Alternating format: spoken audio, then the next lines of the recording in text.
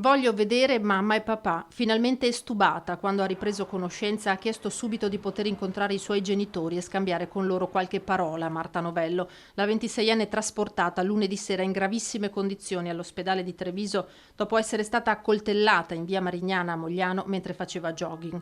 La svolta che tutti aspettavano per primi i familiari della ragazza è dunque arrivata nel pomeriggio. In mattinata il dirigente del Cafoncello ci aveva anticipato un cauto ottimismo.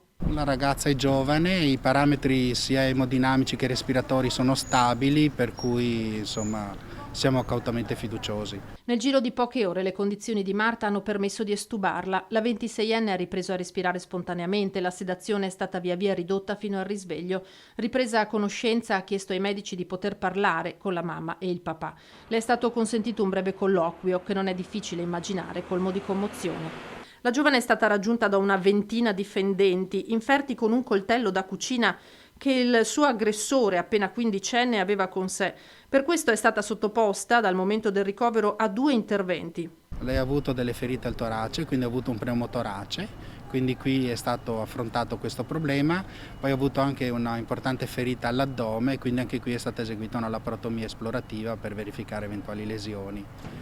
Poi ha avuto diverse ferite al volto e diverse parti del corpo, per cui sono intervenuti i chirurghi plastici per suturare queste ferite. La seconda operazione è stata eseguita ieri. È stato effettuato ieri un intervento al terzo dito della mano destra perché aveva una lesione di un tendine, probabilmente da difesa, quindi per difendersi alzando la mano ha ricevuto il fendente.